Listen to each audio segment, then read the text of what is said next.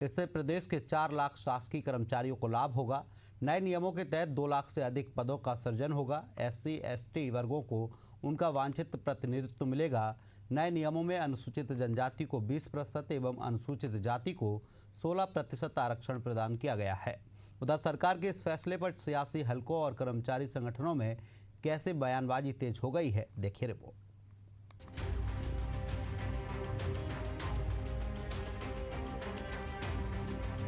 साल 2016 से मध्य प्रदेश में सरकारी कर्मचारियों के प्रमोशन पर ब्रेक लगा हुआ था।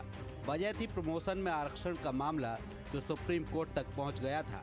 आखिर क्या है यह प्रमोशन का पूरा मामला, आइए ग्राफिक्स के जरिए समझते हैं। प्रमोशन का पूरा प्रकरण जाने। MP में 9 साल बाद सरकारी प्रमोशन को मंजूरी। मध्य प्रदेश लोक सेवा पदोन्नति नियम 2025 को मंजूरी। CM डॉक्टर मोहन यादव की कैबिनेट ने दी स्वीकृति। करीब 4 लाख शासकीय सेवकों को मिलेगा लाभ। तकरीबन 2 लाख नए पदों का होगा सृजन। अनुसूचित जनजाति को 20%, अनुसूचित जाति को 16% आरक्षण। 2016 से प्रमोशन पर रोक मामला सुप्रीम कोर्ट में लंबित। सपाक्स ने फैसले को बताया एक तरफा, जताया विरोध। अजाक्स ने नीति का समर्थन किया, सभी वर्गों को लाभ का दावा। कांग्रेस ने उठाए सवाल, बैकलॉग और पारदर्शिता पर आरोप। सरकार के इस फैसले पर सपाक्स ने नाराजगी जताई है। संगठन ने इसे एक तरफा फैसला बताया है। इस मामले में सपाक्स के अध्यक्ष का क्या कहना है, आइए आपको सुनवाते हैं। बहुत सीधी सी बात है, प्रजातांत्रिक देश है, हम तो प्रजातांत्रिक देश के नागरिक हैं। पहले हम जनता में भी जाएंगे। अभी तो हमने सभी माननीय मंत्री लोगों को और विधायक को सबको हमने अपनी तरफ से अपना रिप्रेजेंटेशन भी दिया था। उनसे पुनः गुहार करेंगे कि ये हम लोगों के साथ अन्याय है, ये हम लोगों को 2 दर्जे का नागरिक बनाता है, हमारे साथ समानता का व्यवहार नहीं है। कृपया इस पर पुनर्विचार करें। यदि वो नहीं करेंगे तो माननीय सर्वोच्च न्यायालय और उच्च न्यायालय तो जाएंगे। आखिरी वो आदमी कहाँ जाएगा। वहीं अजाक्स ने सरकार के फैसले का स्वागत किया है। संगठन का कहना है कि इससे सभी कर्मचारियों को फायदा मिलेगा।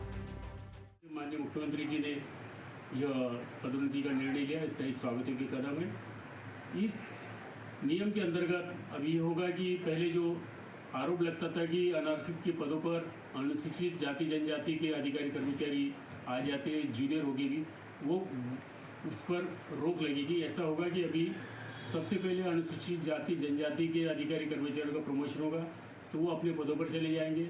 उसके बाद में अनारक्षित का होगा तो अनारक्षित के लोग जाएंगे। तो अभी वो प्रक्रिया जो है पहले की कि जो अनुसूचित जाति जनजाति के जो अधिकारी कर्मचारी अनारक्षित पदों पर आते हैं उसमें बहुत कमी आएगी। सरकारी फैसले पर सरकार के मंत्री भी प्रतिक्रिया दे रहे हैं। कैबिनेट मंत्री विश्वास सारंग ने इसे ऐतिहासिक दिन बताया है। इस मौके पर उन्होंने और क्या कहा, आइए आपको सुनवाते हैं। विगत 9 वर्षों से जो कर्मचारियों अधिकारियों के प्रमोशन को लेकर जो दिक्कत थी, कल कैबिनेट में उसमें एक बहुत सकारात्मक निर्णय लिया गया और अब अधिकारी कर्मचारियों को उनके अधिकार देते हुए उनके प्रमोशन का रास्ता साफ हुआ है। एक समग्र रूप से व्यवस्थित रूप से सभी तरह के विषयों का ध्यान में रखते हुए ये निर्णय लिया गया है। वहीं कांग्रेस ने सरकार पर दोहरी नीति अपनाने का आरोप लगाया है। MP कांग्रेस अध्यक्ष जीतू पटवारी ने क्या कहा, आप खुद सुन लीजिए। प्रमोशन में आरक्षण, ये भारतीय जनता पार्टी हमेशा कर्मचारी विरोधी रही है। आज तक ST/SC के बैकलॉग पद नहीं भरे गए। प्रमोशन में आरक्षण का सबसे बड़ी अड़चन यही सरकार है। इन्होंने जितनी भर्तियां करते हैं उसमें पदोन्नति में जितनी वैचारिक रूप से बेईमानी ये करते हैं, अकल्पनीय है। आज ही अखबारों की सुर्खियां हैं, आज ही जितने प्रोफेसर हैं, एक भी 90% कॉलेजों में कार्यकारी प्राचार्य है, रेगुलर प्राचार्य नहीं है। शिक्षा व्यवस्था के ये हाल कर दिए इन्होंने। तो कहने का अर्थ ये है कि अराजकता है हर तरीके की। प्रमोशन में आरक्षण एक तरह से होती हुई प्रक्रिया का हिस्सा है, उसको वाहवाही लेना चाहते हैं, पर प्रमोशन के आरक्षण इतने दिन रुका, उसका दोष इसी सरकार पे। तो एक तरफ जहां सरकार इसे ऐतिहासिक कदम बता रही है, वहीं दूसरी तरफ कर्मचारी संगठन और विपक्ष इस फैसले को लेकर सवाल उठा रहे हैं। अब देखना होगा कि क्या नई प्रमोशन नीति वाकई कर्मचारियों की उम्मीदों पर खरी उतरती है या फिर ये सिर्फ सियासी बहस का एक और मुद्दा बनकर रह जाएगी। भोपाल से एशियन न्यूज के लिए दुष्यंत पारासर की रिपोर्ट।